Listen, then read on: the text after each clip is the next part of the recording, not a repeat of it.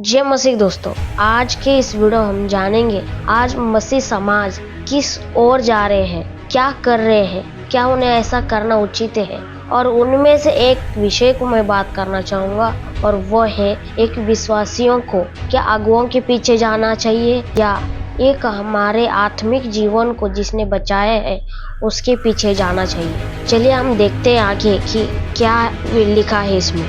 उससे पहले मैं बताना चाहूँगा जो सोशल मीडिया मेरा प्लेटफॉर्म है उसमें मैसेज किया कुछ भाइयों ने, कहते हैं कि अगुआ के बारे में आप जो भी कहते हो सोशल मीडिया में वो सब गलत है, ऐसा मत बोलो अगुओं के बारे में, अगुए महान है। ठीक है भाइयों, मैं मानता हूँ, ठीक है नहीं मतलब मैं भी खुद मानता हूँ, आदर करता हूँ, सम्मान करता हूँ उनका, क्योंकि परमेश्वर के वचन को जैसा समझना चाहिए कलीसिया को वैसा समझाने वाला सिर्फ परमेश्वर के अगुए होते हैं। परमेश्वर ही उन्हें भेजता है, जाओ लोगों को सिखाओ क्या है क्या नहीं। इसलिए मैं आदर करता हूँ, उनका सम्मान करता हूँ, मैं रिस्पेक्ट उन्हें, ऐसा कोई चीज़ नहीं थी कि उन्हें मैं उस मामले में करता हूँ। लेकिन हाँ, कब जब वो सही हो, परमेश्वर के रास्ते में सही हो, तभी मैं उनका आदर करता हूँ। देखिए, जो चीज़ सही है, जो चीज़ गलत है परमेश्वर के विषय में वो चीज़ गलत है, मैं ये कहना चाहूँगा।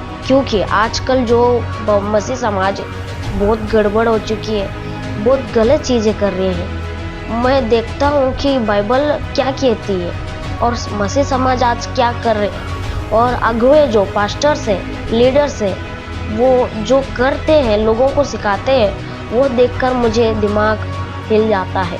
क्योंकि बाइबल अलग, एक पास्टर और जो लीडर्स रहते हैं वो अलग बातें, थोड़ा बहुत बाइबल से लेकर कुछ अपने ही मन का कह देते हैं।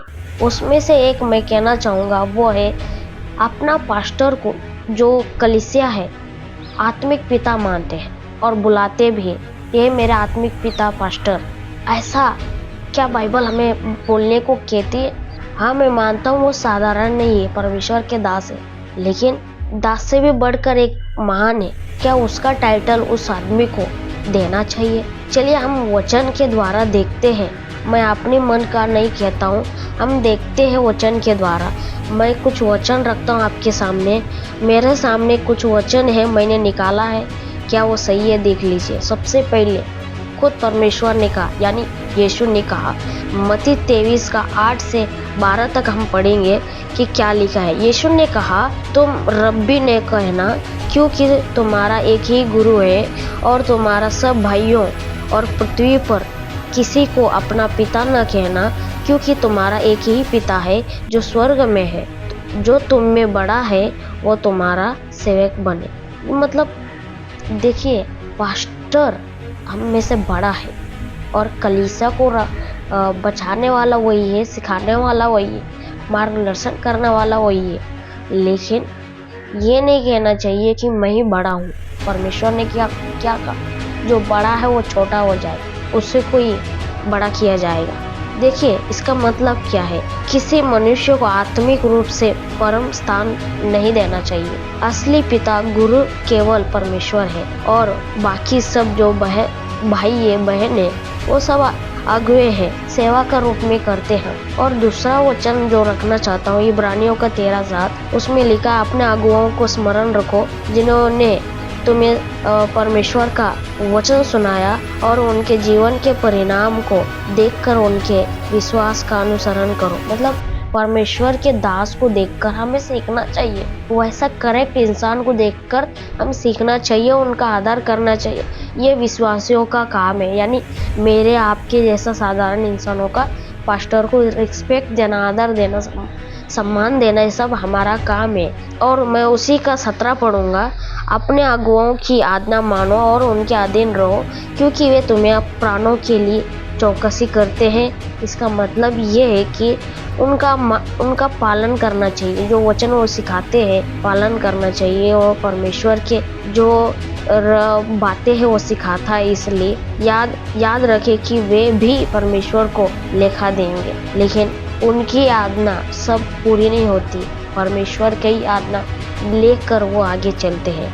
मैं दूसरा भी रखना चाहता हूँ, पहला थिस्सलुनीकियों और 5 का 12 से 13, उसमें लिखे है, भाइयों हम तुम में से विनती करते हैं कि तुम उनको मान दो, और जो तुम्हारे बीच में परिश्रम करते हैं और प्रभु में तुम्हारे अगुवे हैं और तुम्हें चिताते हैं, और उनके काम के कारण उन्हें बहुत ही आदर और प्रेम दिखाओ।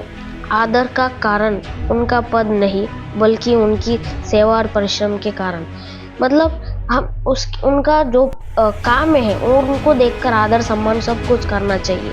ये वचन भी वही सिखाती है कि उनका आदर करो, रिस्पेक्ट करो, लेकिन पद ने जो टाइटल है परमेश्वर का वो नहीं देना चाहिए। मैं पहला पत्रस 5:1-3 पढ़ना चाहूँगा। परमेश्वर के उस झुंड की रखवाली करो, मजबूरी से नहीं पर स्वेच्छा से, नीच लाभ के लिए नहीं परंतु उत्साह से करो, और जो तुम्हारे सौंपे हुए झुंड है उन पर हुकूमत न करो पर झुंड के लिए आदर्श बनो। मतलब ये सब मिलाकर मैं 1-2 लाइन कहना चाहूँगा। अगुआ का काम यह है सेवा करना, देखभाल करना, आदर्श बनना। ठीक है, ये सब मिलाकर मैं इतना ही कहना चाहूँगा, एकमात्र पिता, गुरु और ये सब परमेश्वर है। अगुआ और सेवक है, मार्गदर्शक है। विषयों को जिम्मेदारी क्या है वो मैंने बता दिया। उनका सम्मान करना, आदर करना, आज्ञाकारिता करना, उनका आज्ञाओं को पालन करना, विश्वास का अनुसरण करना, ये विश्वासियों के काम है। और सेवक अगुआ का काम क्या है? झुंड की रखवाली करना और आज्ञाओं को चौकसी से उनको सिखाना। अगुओं की जिम्मेदारी क्या है? नम्रता और सेवा भाव से नेतृत्व करना, मार्गदर्शन करना, लाभ के लिए नहीं, घमंड के लिए नहीं, बल्कि परमेश्वर की महिमा के लिए करना चाहिए। कुछ लोग कहते हैं कि आप और बहुत कुछ पढ़ना बाकी है। अरे भाई, इतना पढ़ रहा हूँ, इतना देख रहा हूँ, वचन सिखा रहा हूँ, वचन को देख पा रहा हूँ, मैं कंपैरिजन कर पा रहा हूँ। तुम्हारा क्या है, लोगों का क्या है, दुनिया में क्या चल रहा है, लोग वचन क्या कहती है, सब कंपेयर कर रहा हूँ।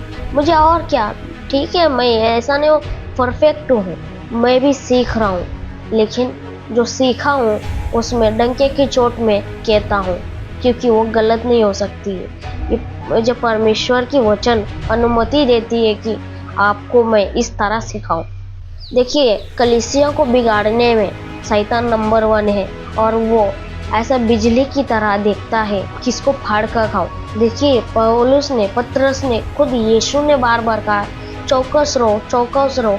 ऐसा क्यों कहा है? क्योंकि चौकस हमें बाहर की दुनिया से नहीं, अपने ही कलीसिया में पास्टरों से, आप लोग विश्वासियों के साथ रहना है, उनके साथ बैठते हैं, उठते हैं, ये सब ख्याल रखते हुए हमें जागना है, वचन को ध्यान रखते हुए। ठीक है दोस्तों, अगर ये वीडियो आपको समझ आई, कुछ सीखने को मिला, तो इस वीडियो को शेयर करो, लाइक करो, और अगले वीडियो पाने के लिए सब्सक्राइब करो। मैं ये नहीं कह रहा पैसा कमाने के लिए, नहीं, मैं आने वाले दिनों में ऐसे ही कुछ रहस्यमय जो आज दुनिया में नहीं बता रहे, वैसे ही कुछ मैं अगली वीडियो में लेके आने वाला हूँ। अगर ये वीडियो आपको पसंद आई तो परमेश्वर को महिमा दो, परमेश्वर आपको आशीष दे। जय मसीह की। Thank you.